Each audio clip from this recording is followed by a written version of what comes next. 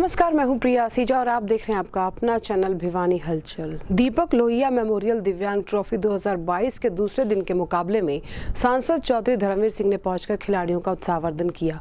बतौर अतिथि पहुंचे चौधरी धर्मवीर सिंह ने सुरेंद्र लोहिया की इस पहल की सराहना करते हुए खेलों को बढ़ावा दिए जाने की बात भी कही। वीरवार को हासी रोड स्थित जी लिटरा वैली स्कूल के क्रिकेट ग्राउंड में दीपक लोहिया मेमोरियल दिव्यांग ट्रॉफी 2022 के दूसरे दिन भिवानी महेंद्रगढ़ सांसद चौधरी धर्मवीर सिंह पहुंचे। इस अवसर पर उनके द्वारा खिलाड़ियों को प्रोत्साहित करते हुए दूसरे दिन का खेल शुरू करवाया गया। इस दौरान उन्होंने क्रिकेट मैच में क्रिकेट खेलकर अपनी पुरानी यादों को भी ताज़ा किया। वहीं उन्होंने सुरेंद्र लोहिया की इस पहल की सराहना की। वे कहा कि अन्य लोगों को भी इनसे प्रोत्साहित होकर खेलों को बढ़ावा देना चाहिए। साथ ही उन्होंने कहा कि खेलों से न केवल शरीर बल्कि मन व मस्तिष्क भी तंदुरुस्त रहता है तथा केवल खेलों से ही अनेकों बीमारियों से भी बचा जा सकता है। अतः सभी विद्यार्थियों को ज़्यादा से ज़्यादा संख्या में खेलों से जुड़ना चाहिए।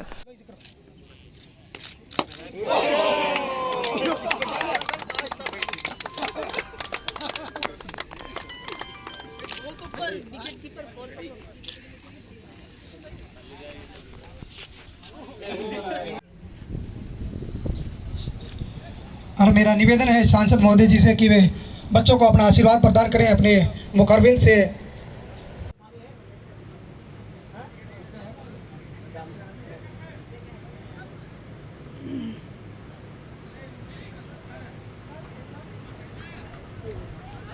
दस ओवर 64 के नुकसान पर टीम रेड रोहन जोहर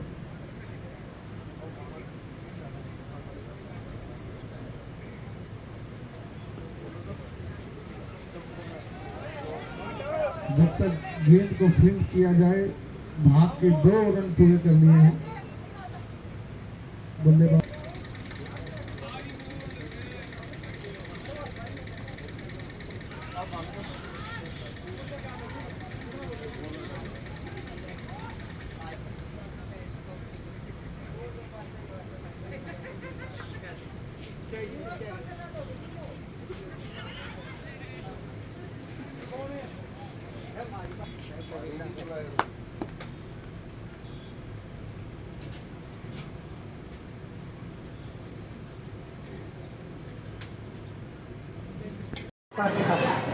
देखिए, ये एक बहुत बड़ी उपलब्धि है और ख़ासकर लगभग 10 साल से ये सारे के सारे साथी, चौहान साहब हों, लोहिया साहब हों, रमेश हो, जितने भी साथी हैं, जिस लगन मेहनत से हमारे उन साथियों को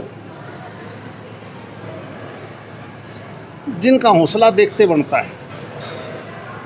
और जैसा बताया गया, अब तो धीरे धीरे इस 10 साल में वो कहीं ना कहीं कभी यूरोप में जाके, कभी पाकिस्तान में जाके और अलग अलग जहाँ भी गेम होते हैं और वो न केवल मेडल लेके आते हैं बल्कि जीत दर्ज करके जिस प्रकार से इनका रिज़ल्ट है उससे देखते ऐसा लगता है कि कोई भी इंसान अगर मन में ये ठान ले कि मैंने ये गोल पूरा करना है, चाहे वो किसी क्षेत्र में हो, खेल में हो, साइंस में हो, किसी चीज़ में भी अगर उसने जीत हासिल करनी है तो उसका दृढ़ निश्चय एकमात्र ऐसा है, उसके सहायक जो उनकी मैनेजमेंट के साथी हैं, जो आयोजक हैं, जिन्होंने अपना सारा काम छोड़कर इस प्रकार की टीम को तैयार किया है। और मैं क्योंकि कई बार आपके बीच में आया हूँ एक ऐसी जगह पर जिस देश के लगभग सभी प्रांतों से, पूर्व से लेकर पश्चिम तक, उत्तर से लेकर दक्षिण तक, चाहे वो तमिलनाडु के लोग हों, आंध्रा के हों, महाराष्ट्र के हों, JNK के हों, वेस्ट बंगाल के हों, बिहार के हों, सभी खिलाड़ी, और उन्होंने आपको एक ऐसी जगह पर लाके खड़ा कर दिया जिस भिवानी को हम छोटी काशी के रूप में जानते थे। अब धीरे धीरे कभी बॉक्सिंग का नाम के उससे हम ऊपर आए, लेकिन अब तो इस प्रकार के मैच करवा के मेडल ला के आपने जो टीम तैयार की है ये काबिल तारीफ़ है। सबसे पहले तो मैं आप सब मीडिया साथियों का बहुत आभारी हूँ जिन्होंने इतना इस टूर्नामेंट को सक्सेस कर दिया और दीपक लोहिया का नाम पूरा भिवानी में ही नहीं, पूरे राज्य में और देश के सभी राज्यों में जो लाइव मैच हो रहा है उसके द्वारा जा रहा है। दूसरी बात मैं कह रहा हूँ कि इतना कम समय हमें मिला था, घर की परिस्थितियाँ भी अच्छी नहीं थी, फिर भी हमने ये टूर्नामेंट कामयाब किया। सभी का, जितने भी मेरे साथी हैं, सभी का मैं आभारी हूँ। किस प्रकार का योगदान दीपक लोहिया का जो दिव्यांग क्रिकेट जगत में है? दीपक लोहिया 2019 में इंग्लैंड वर्ल्ड कप की टीम लेके गए थे और कई मौक़ों पे उन्होंने, जब टीम डगमगा रही थी, ख़ास तौर से फाइनल मैच में हमारे 175 रन थे और 10 ओवर में इंग्लैंड का कोई खिलाड़ी आउट नहीं था। उस टाइम कुछ सुझाव हमने भेजे दीपक ने, हमारा कोई हाथ नहीं है, सिर्फ दीपक की ही सोच थी कि सन्नी गोयत को बॉलिंग के लिए लाया जाए, क्योंकि 10 ओवर तक सन्नी गोयत ने एक भी ओवर नहीं किया था, जबकि उसको मेन ऑलराउंडर में रखा गया था टीम में। उसने पहले ही ओवर में 3 विकेट निकाल करके इंग्लैंड की हालत खस्ता कर दी और हम वर्ल्ड कप जीते।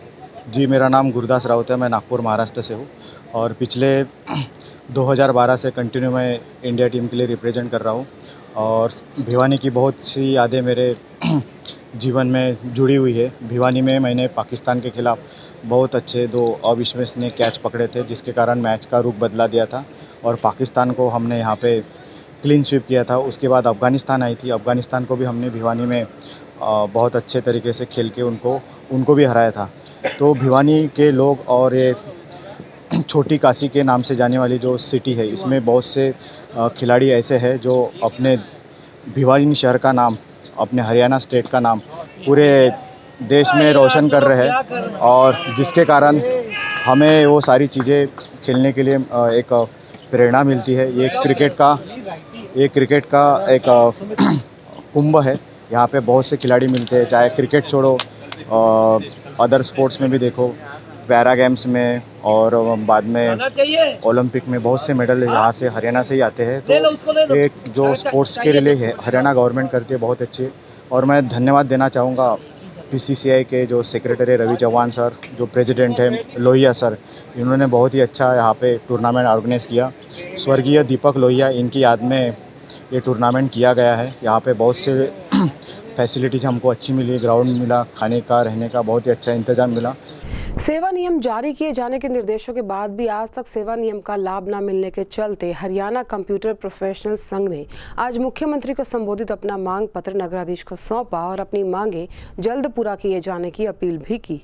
अपनी मांगों को लेकर हरियाणा कंप्यूटर प्रोफेशनल संघ संबंधित भारतीय मजदूर संघ के तमाम विभागों के साथ साथ सूचना प्रौद्योगिकी समितियों के कंप्यूटर प्रोफेशनल ने वीरवार को नगराधीश के माध्यम से मुख्यमंत्री मनोहर लाल को ज्ञापन सौंपा। वहीं संघ के जिला अध्यक्ष पवन कौशिक ने बताया कि मुख्यमंत्री की अध्यक्षता में भारतीय मजदूर संघ हरियाणा के प्रतिनिधि मंडल के साथ 11 सितंबर 2019 को हरियाणा कर्मचारियों की मांगों के बारे में एक बैठक आयोजन किया गया था, जिसमें जिला सूचना प्रौद्योगिकी समिति के सेवा नियम जारी करने के निर्देश दिए गए थे। लेकिन 3 साल बीत जाने के बाद भी आज तक सेवा नियम का लाभ नहीं मिला है तथा इलेक्ट्रॉनिक्स एवं सूचना प्रौद्योगिकी विभाग चंडीगढ़ के पत्र दिनांक 21 फरवरी 2022 से सेवा नियम के नाम पर कुछ निर्देश जारी किए गए हैं, जिनका लाभ किसी भी कर्मचारी को नहीं हुआ है और न ही जिला प्रशासन द्वारा स्वीकृत किए गए हैं। उनका कहना था कि सेवा नियम में संशोधन करवाते हुए इसका लाभ NHM SSA की तर्ज पर सभी कंप्यूटर प्रोफेशनल कर्मचारियों को दिलवाने की कृपा करें। इसके अलावा 58 वर्ष तक सेवा सुरक्षा प्रदान की जाए। वहीं संघ के जिला महामंत्री गुरदीप राठी ने बताया कि DITS का केंद्रीकरण करते हुए बजट का प्रावधान किया जाए। नेशनल संघ हरियाणा की तरफ से भिवानी जिले के माध्यम से श्री उपायुक्त महोदय के थ्रू माननीय मुख्यमंत्री को यह ज्ञापन दिया जा रहा है। इसमें हमारे कंप्यूटर प्रोफेशनल की कुछ मांगे हैं जो काफ़ी समय से लंबित हैं और जो हमें 2 बार हम ज्ञापन दे चुके, एक हमारे माननीय तहसीलदार साहब और दूसरे माननीय उपमंडलाधिकारी भिवानी को दे चुके। आज हमारा तीसरा ज्ञापन है उपायुक्त जी के माध्यम से माननीय मुख्यमंत्री जी को। इसमें हरियाणा कंप्यूटर प्रोफेशनल की कुछ लंबित मांगे हैं जो काफ़ी समय से चली आ रही हैं और सरकार उनको देख कर भी बार बार अनदेखा कर रही है। इसके माध्यम से कंप्यूटर प्रोफेशनल आज तीसरी बार उपायुक्त जी को मुख्यमंत्री को उपायुक्त जी के माध्यम से ज्ञापन दे रही है, जिसमें हमारी मुख्य मांगे ये हैं कि जो DITS को NHM और SSA के तहत पर केंद्रीकरण सेवा नियम लागू किए जाएं इसमें, और जो कंप्यूटर प्रोफेशनल में जितने भी कैंडिडेट लगे हुए हैं उनकी सेवा नियमों को 58 वर्ष तक सुरक्षित किया जाए। तीसरी मांग हमारी ये है कि DITS का केंद्रीकरण करते हुए बजट का प्रावधान किया जाए और इसमें IT प्रोफेशनल के हरियाणा कौशल रोजगार निगम के बजाय इलेक्ट्रॉनिक्स एवं सूचना प्रौद्योगिकी विभाग में हरियाणा सरकार द्वारा DITS की पॉलिसी का लाभ जारी किया जाए। पवन कौशिक, जिला अध्यक्ष भिवानी कंप्यूटर प्रोफेशनल संघ। आज हमने पहले भी तहसीलदार के साथ नायब तहसीलदार के द्वारा ज्ञापन की प्रक्रिया का आयोजन किया था और एक बार उपमंडल स्तर पर किया था। आज हम DC साहब को ज्ञापन दे रहे हैं, उपायुक्त महोदय भिवानी के माध्यम से हरियाणा सरकार को ज्ञापन दे रहे हैं। इसमें ये है हमारे एक तो 58 साल एज कर दी जाए कि भी जो भी नौकरी है वो 58 साल तक सेफ रहे। दूसरी बात, हमारे जो सर्विस रूल लागू हुए थे 16 सितंबर 2018 को माननीय मुख्यमंत्री जी ने घोषणा की थी सर्विस रूल की, जो अभी तक लागू नहीं किए हैं उनको जल्द से जल्द लागू कर दिया जाए। और तीसरा भी DITS का केंद्रीयकरण करके भाई उसको सेंट्रलाइज कर दिया जाए, ये हमारी मांगे हैं। और इस सिलसिले में आज हमारा ये DC साहब को ज्ञापन हुआ है। फिर 15/5 पानीपत में स्टेट लेवल पर एक मीटिंग का आयोजन किया जाएगा। उसमें अगर हमारी ये सब मांगे में नहीं मानी जाती तो भी कंप्यूटर प्रोफेशनल संघ एक बहुत बड़े आंदोलन की तरफ। गुरुवार को आम आदमी पार्टी के पूर्व जिला अध्यक्ष ने मुख्यमंत्री को संबोधित अपना ज्ञापन जिला उपायुक्त को सौंपा। ज्ञापन के माध्यम से उन्होंने प्रदेश में मजदूरों की बिगड़ती आर्थिक और सामाजिक व्यवस्था सुधारे जाने की मांग की। हरियाणा प्रदेश में बिगड़ती मजदूरों की आर्थिक व सामाजिक व्यवस्था को सुधारे जाने की मांग को लेकर आम आदमी पार्टी के पूर्व जिला अध्यक्ष एडवोकेट रत्न लोहिया के नेतृत्व में पदाधिकारियों ने वीरवार को उपायुक्त के माध्यम से मुख्यमंत्री को ज्ञापन सौंपा। इस मौके पर एडवोकेट रत्न लोहिया ने कहा कि हरियाणा प्रदेश में आज निर्माण मजदूर निर्माण बोर्ड से सुविधा राशि लेने के लिए दर दर के ठोकरें खाने को मजबूर हैं।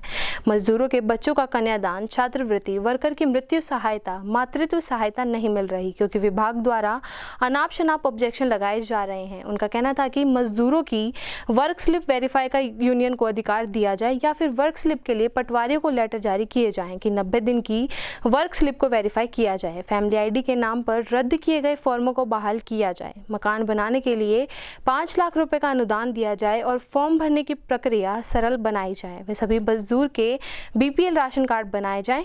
वे दिल्ली की तर्ज पर सब मजदूरों का निःशुल्क इलाज, निःशुल्क बस पास की सुविधा दी जानी चाहिए। इस मौके पर युवा जिला अध्यक्ष मनीष धनाना व मजदूर नेता कविता भुक्कल ने कहा कि हरियाणा प्रदेश में आज मजदूर अपने हकों के लिए दर दर की ठोकरें खाने को मजबूर हो रहे हैं, जिन्हें सुविधाओं के नाम पर सिर्फ धक्के मिल रहे हैं। उन्होंने कहा कि प्रदेश सरकार को चाहिए कि दिल्ली की केजरीवाल सरकार की तर्ज पर मजदूरों को सभी सुविधा मुहैया करवाई जाए, नहीं तो आपको सड़कों पर उतरने को मजबूर होना पड़ेगा।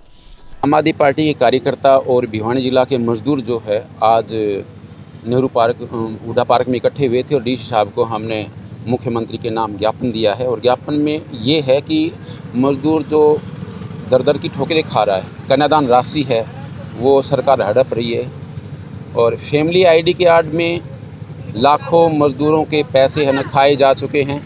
तो हमारी मांग है कि कन्यादान राशि जल्द से जल्द बहाल की जाए, छात्रवृत्ति बहाल की जाए, जो मजदूर जिनकी मृत्यु हो चुकी है उनकी मृत्यु सहायता मिली जाए। सरकार एक तरफ तो दावे करती है कि हम कन्यादान राशि 3 दिन पहले देते हैं, लेकिन 3-3 साल तक है यहाँ पे आए हुए हैं लोग, 3-3 साल तक कन्यादान राशि नहीं मिल रही, बहुत बुरा हाल है। तो हमारी सरकार से मांग है कि जल्द से जल्द इसका निपटारा किया जाए। दिल्ली की तर्ज पे, दिल्ली में जैसे मजदूरों के लिए फ्री बस की सुविधा है, हमारी मांग है कि हरियाणा सरकार भी ऐसा करे। दिल्ली सरकार 600 करोड़ के लगभग हर साल मजदूरों को सहायता राशि के रूप में वितरित करती है, जबकि हरियाणा सरकार के पास किसी बजट की कमी नहीं है और न ही हरियाणा सरकार का पैसा होता, मजदूरों का खुद का पैसा होता है। अगर प्रत्येक मजदूर को 5 लाख भी सरकार दे दे तो भी सरकार के पास बहुत पैसा बच जाएगा। तो जल्द से जल्द है ना हम हरियाणा सरकार से मांग करते हैं कन्यादान राशि दी जाए, ताकि जिन मजदूरों ने शादी में पैसे उठा रखे हैं ब्याज पे तो उनको पैसा लौटाया जा सके। ये है।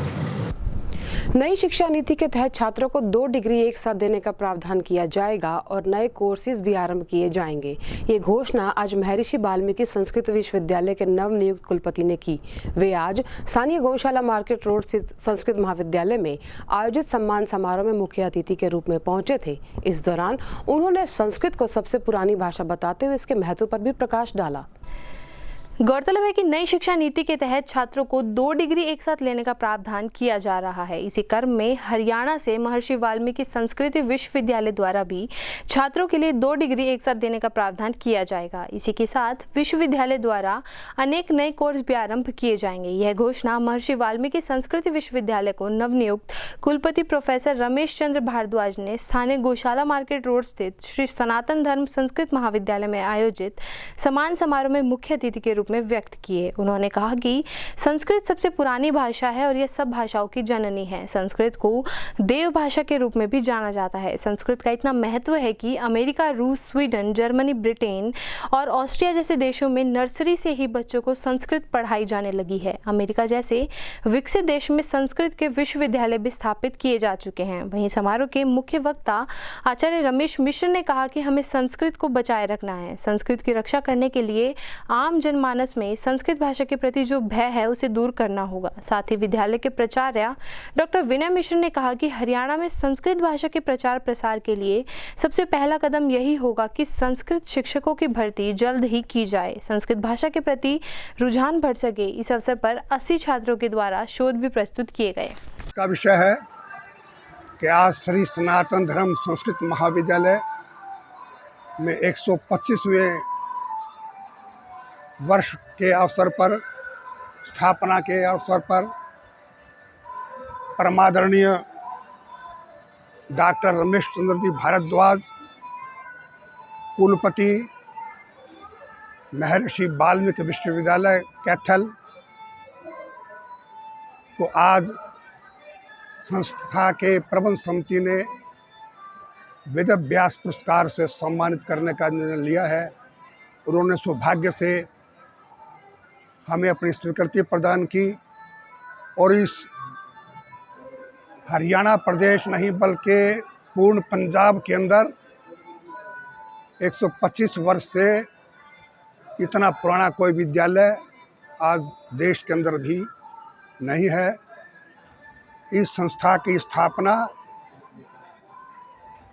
प्रमुख साहित्यकार पंडित माधव प्रसाद जी मिश्र ने 1898 मई 27 मई को स्थापना की और उसके बाद में मूर्धन्य से मूर्धन्य विद्वान विद्या मार्तंड पंडित सीताराम जी शास्त्री प्रथम प्राचार्य के रूप के अंदर यहाँ पधारे, जो उस समय में वेंकटेश्वर प्रिंटिंग प्रेस बम्बई, जिन्होंने भारतीय संस्कृत के ग्रंथों का गहन चिंतन किया, मनन किया, उस प्रेस विभाग के विभागाध्यक्ष थे। और वहाँ से माधव मिश्र जी विद्या मार्तंड जी को यहाँ लाए। और मैं डॉक्टर साहब से ये भी निवेदन करना चाहता हूँ कि इसको भिवानी को छोटी काशी कहा जाता है। सीताराम शास्त्री जी का काशी जी के महान विद्वान, जिनको सर्वतंत्र स्वतंत्र सर्वशास्त्र निष्णात प्रतिवादी भयंकर की उपाधि प्राप्त है, पंडित श्री राम जी शर्मा शास्त्री, उनके शास्त्र कत्थक न्याय के ऊपर शास्त्रार्थ हुआ, लिपिबद्ध हुआ। और वो लिपिबद्ध कार्य उस समय ना तो दिल्ली के अंदर प्रकाशन कार्य था, मथुरा के अंदर प्रकाश प्रेस थे, परंतु उसका आज तक काशी के अनेक विद्वानों से मैंने वो दिए हैं, परंतु उसका निर्णय और उसका समाधान अभी तक भी नहीं बना।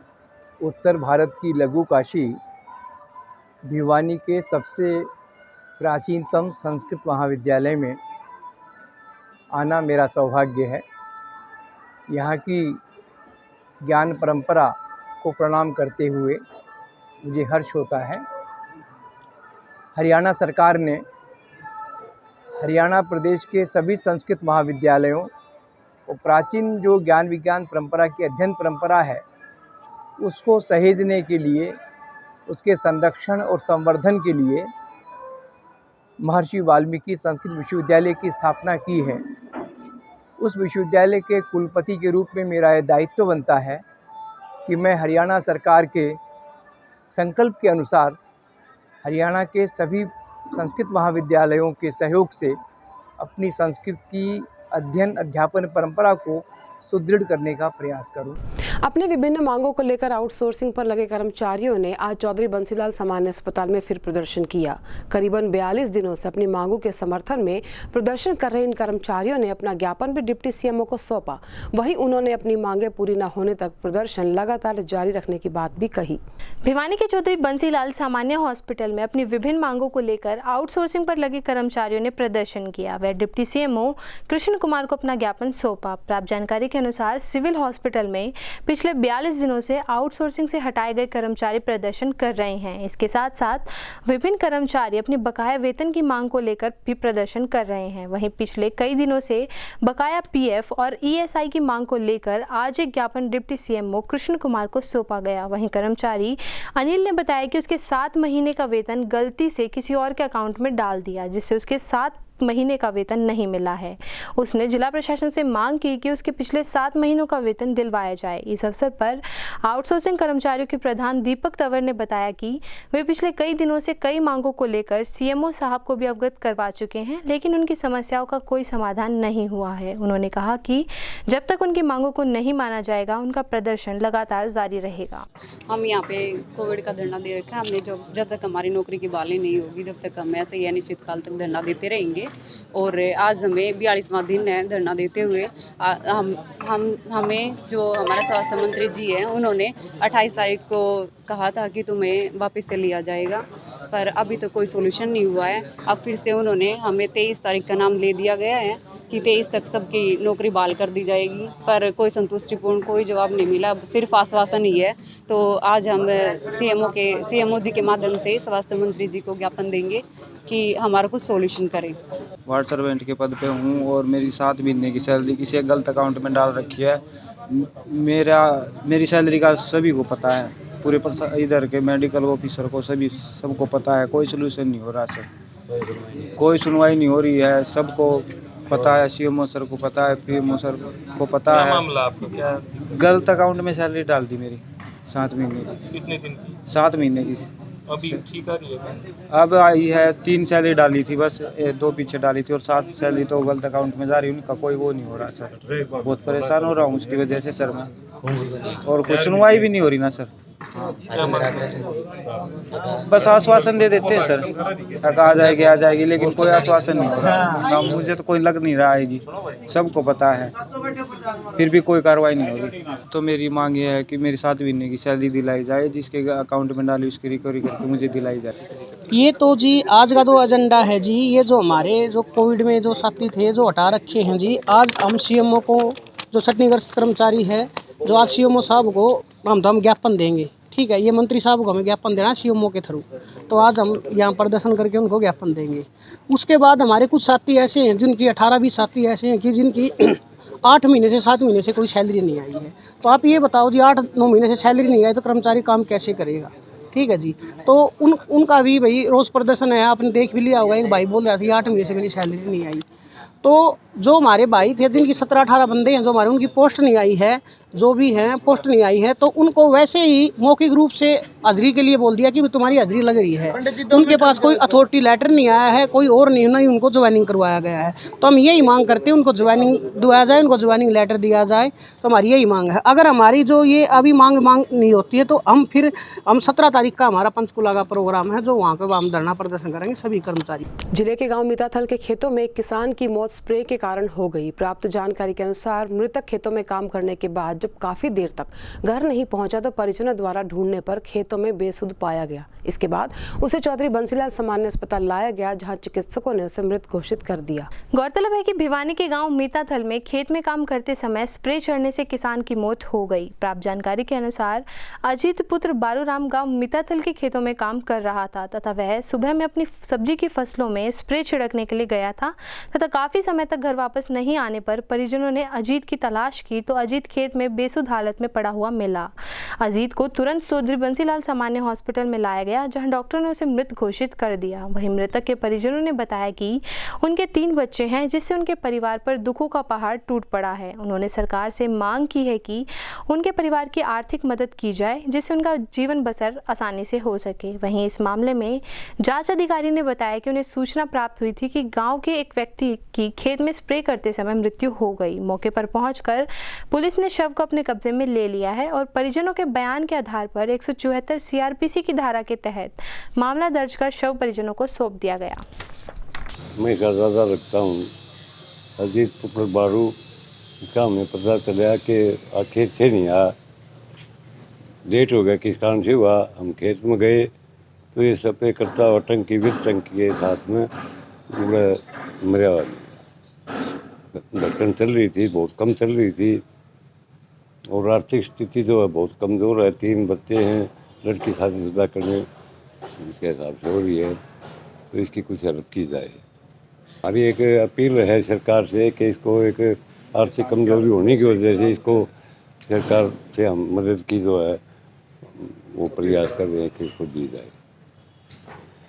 जो सुबह हमें सूचना मिली थी वही अजीत सिंह बारू पुत्र बारू सिंह निवासी में था डालब्रोक डेड का रुका की सूचना मिली थी। जो सरकारी हॉस्पिटल पहुंच के जो मृतक के लड़के मंजीत ने अपना बयान दिया है कि उसका पिताजी खेत में स्प्रे करते हुए स्प्रे चढ़ने के कारण मौत हुई है, जिसकी 174 कार्रवाई अमल में लाई गई। हरियाणा रोडवेज वर्कर यूनियन की एक अहम बैठक यूनियन कार्यालय में आयोजित की गई। बैठक में आगामी 16 से 18 जुलाई तक हिसार में होने वाले 11वें राष्ट्रीय सम्मेलन के बारे में जानकारी दी गई और आगामी तैयारियों पर भी चर्चा की गई।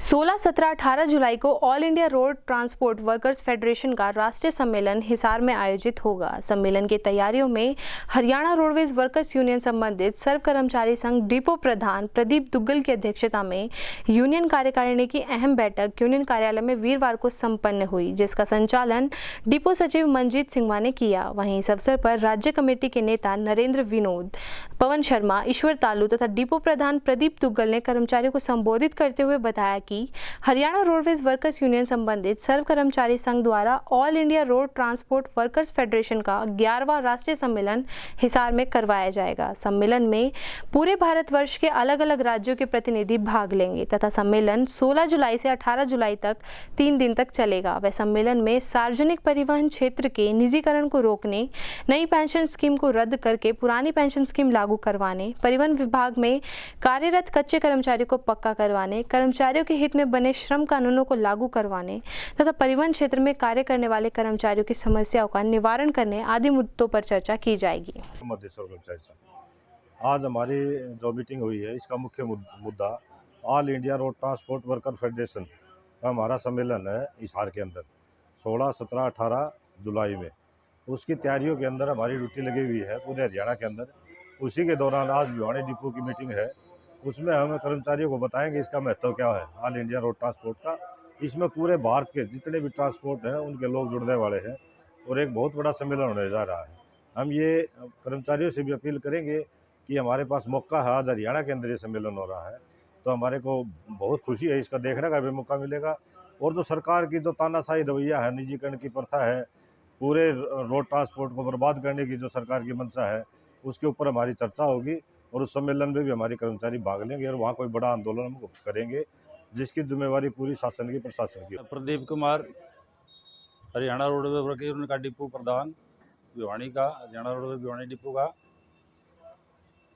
और आज ये मीटिंग हो रही है, एक तो मुख्य मुद्दा हमारा जो all India road transport federation की जो हिसार में पूरे भारत के ट्रांसपोर्ट के नेता आएंगे और पहली बार हरियाणा में होने जा रहा है। इसके साथ साथ हमारे डिपो लेवल के जो मुद्दे हैं, चालक का है, परिचालक के हैं, मुख्य जो मुद्दे हैं एसीपी का है, इंक्रीमेंट का है, उस जो अनेक मांगे हैं हमारी यहाँ डिपो लेवल की, सीओ की डिपो की पानी की समस्या है, किसी कर्मचारी की आर्थिक समस्या है, कर्मचारियों की एसीपी की समस्या, इंक्रीमेंट की समस्या है, कर्मचारियों को समय पर वर्दी के पैसे रुके हुए हैं, जूते के पैसे रुके हुए हैं, कर्मचारियों के जो छुट्टी के पीछे हैं बकाया है वो बाकी हैं, और उन तमाम समस्याओं की भी आज हम चर्चा करेंगे।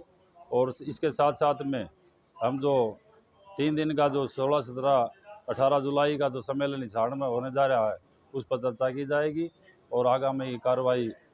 प्रदेश में नए अध्यक्ष आने पर पार्टी को मजबूती मिलेगी और पार्टी का भी विस्तार होगा, ये कहना था कांग्रेस पार्टी के वरिष्ठ नेता अशोक काद्यान का। आज भिवानी हलचल की टीम से खास बात करते हुए उन्होंने भूपेंद्र सिंह हुड्डा के नेतृत्व में चलाए जा रहे विपक्ष आपके द्वार कार्यक्रम की भी जानकारी दी। कांग्रेस नेतृत्व में हुए बदलाव को लेकर पार्टी के वरिष्ठ नेता अशोक काद्यान ने भिवानी हलचल की टीम के साथ खास बातचीत की। इस अवसर पर उन्होंने कहा कि हरियाणा प्रदेश में नए अध्यक्ष आने पर कांग्रेस पार्टी को मजबूती मिलेगी। वहीं उन्होंने भूपेंद्र सिंह हुड्डा जी के उदयबान को प्रदेश अध्यक्ष बनाने के फैसले की भी सराहना की। वह कहा कि आने वाले समय में कांग्रेस का विस्तार होगा। इस बार भूपेंद्र सिंह हुड्डा का नारा 85 पार रहेगा। साथ ही उन्होंने गुटबाजी पर बोलते हुए कहा कि पार्टी में मतभेद ना होकर मनभेद थे, जो कि हाईकमान द्वारा अब खत्म कर दिए गए हैं। कांग्रेस पार्टी आने वाले समय में जनता के मुद्दों को पहले की तरह ही उठाती रहेगी। वहीं उन्होंने बताया कि भूपेंद्र सिंह हुड्डा के नेतृत्व में कांग्रेस विपक्ष आपके द्वार कार्यक्रम कर रही है, जिसके तहत हर जिले में जाकर कांग्रेस पार्टी अपनी नीतियों को जन जन तक पहुंचाने का काम कर रही है। हरियाणा प्रदेश में नए अध्यक्ष आने से कांग्रेस को मजबूती मिलेगी। हुड्डा साहब ने जो फैसला लिया है उदयबान जी को प्रदेश अध्यक्ष बनाने का, वो एक सराहनीय फैसला है। उन्होंने एक सामान्य परिवार के व्यक्ति को प्रदेश अध्यक्ष बनाकर ये साबित कर दिया कि चौधरी भूपेंद्र सिंह हुड्डा पद के लालची नहीं है, वो सिर्फ कांग्रेस को मजबूत करना चाहते हैं। और बहुत जल्द कांग्रेस का संगठन का विस्तार आने वाले 2 महीने में हो जाएगा। इससे कांग्रेस मजबूत होगी और भविष्य के चुनाव में पिछली बार बीजेपी का नारा 75 पार था, अब की बार हुड्डा साहब का नारा 85 पार है। आने वाले में जो गुटबाजी थी वो कितनी कम हुई होगी? नहीं, गुटबाजी कांग्रेस में पहले भी नहीं थी, मनभेद थे, मतभेद नहीं थे। और इससे और हाईकमान ने पूरा वो किया है, इससे गुटबाजी अब नहीं रहेगी। जो भी गुटबाजी थी वो भी खत्म हो गई, सबको अपना अपना प्रतिनिधित्व दे दिया गया है। चौधरी भूपेंद्र सिंह हुड्डा हरियाणा में पहले भी जनता के मुद्दे उठाते रहे हैं। वो अब हर जिले में हुड्डा साहब के नेतृत्व में विपक्ष आपके द्वार कार्यक्रम चल रहे हैं, तो उसमें हर जिले की मांग हुड्डा साहब उठाते हैं। और अब फतेहाबाद में है अगला कार्यक्रम, तो उसमें हुड्डा साहब आम लोगों से मिलके उनकी आवाज़ को मंच पे रखते हैं और उठाते हैं उनकी। हुड्डा साहब बड़े किसान नेता हैं। हुड्डा साहब ने पहले भी एक कमेटी बनाई थी मनमोहन सिंह जी ने, तो उसके अध्यक्ष थे चौधरी भूपेंद्र सिंह हुड्डा जी उस कमेटी के। तो उस समय भी बहुत सारी मांगें हुड्डा साहब की कमेटी ने पिछली कांग्रेस सरकार में पूरी करवाई थी। और अभी भी हुड्डा साहब किसानों की मांग, जो आज की जो मांगें हैं, उनको कांग्रेस के राष्ट्रीय मंच पर रखेंगे और उनको कांग्रेस अपने घोषणा पत्र में लेके आएगी। और हुड्डा साहब जब मुख्यमंत्री हरियाणा के बनेंगे तो उनको सबको पूरा भी करेंगे।